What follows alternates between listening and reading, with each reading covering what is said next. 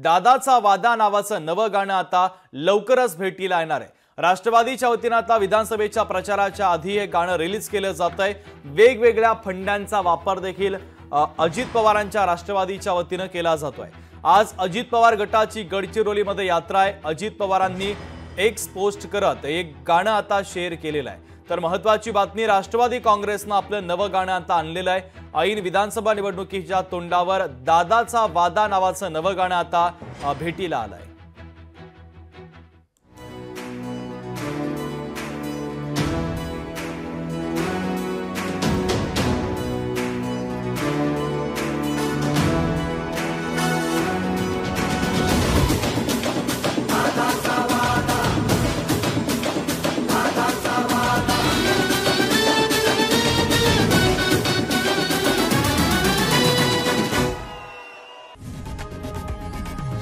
लोकशाही मराठी ऐका, पहा, जागरूक रहा।